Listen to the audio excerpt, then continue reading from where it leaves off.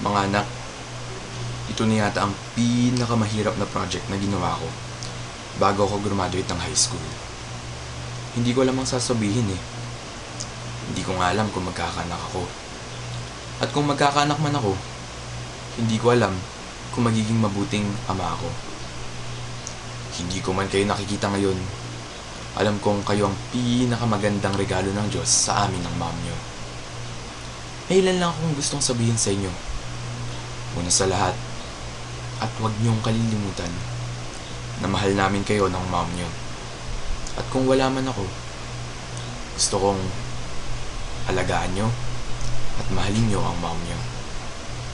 Sana, sa paglaki nyo at pagtanda namin, ay mahalin nyo din kami.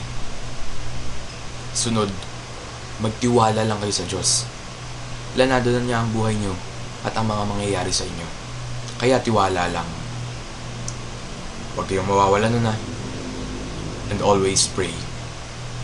Sana, tandaan nyo na hindi mahalaga ang mga material na bagay. Ang mahalaga ay nagmamahalan ang pamilya natin.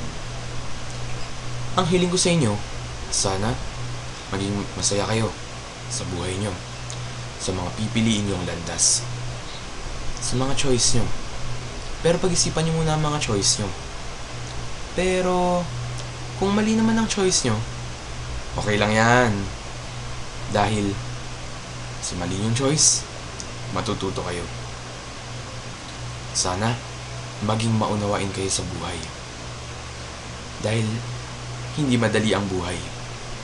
Sana unawain nyo din kami ng mom and dad kapag matanda na kami, gaya ng pag-unawa namin sa inyo.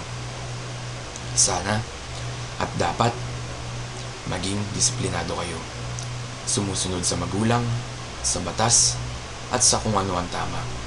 Pero gusto kong matuto rin kayo na malaman kung alin nga ba ang tama. Para sa inyong dalawa, kung magiging strict man ako, sorry. Pero kung kailangan lang naman, dahil ayokong lumaki kayong spoiled. Para sa anak kong babae, gusto ko maging conservative ka. Dahil, okay. Okay lang naman na maraming magkagusto sa yung lalaki eh. Pero kung may ibang dahilan kung ba't sila may gusto sa'yo, hindi ko naman magugustuhan yun. Okay? Sa anak kong lalaki, please lang, huwag kang magiging torpe. Pero sana, matuto ka rin maghintay. Nga pala, ang babae, parang Barbie. Pwede mong hubaran, pwede mong paglaruan, pwede mo ring palitan kung may gusto ka ng iba. Pero tandaan mo na ang tunay na lalaki hindi naglalaro ng Barbie. Sa paglipas ng panahon, tatanda rin kayo at magkakaroon ng sarili niyong pamilya. Doon, ako ang anak. Ngayon, ako ang tatay. Bukas, kayo naman ang magulang at kayo naman ang may anak. Kaya sana, sa pagdating ng panahon na yun, huwag tayo mawawala ng komunikasyon at lagi tayo mag-usap. Pero habang wala pa ang panahon na yun, gusto ko, lagi tayo magkakasama. Kung may problema kayo, mayroon naman kayong pamilyang matatakbuhan, di ba? At mayroon din naman kayong mga kaibigan. Kaya sana, mamili kayo ng kaibigan na hindi kayo ipapahamak at hindi kayo iiwan. Saka, kaibigan nyo din naman kami, di ba?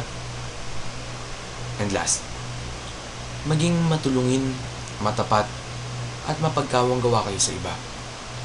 And, ang bata man pakinggan, but be nice to others. Unconditional at walang hinihintay na kapalit. Hindi sapat ang isang video para masabi ko sa inyo ang lahat ng gusto kong sabihin. Marami pa akong ituturo at ikikwento sa inyo. At marami rin naman kayong matututunan sa paglaki nyo. Yun lang. Kita kayo sa future. Love you.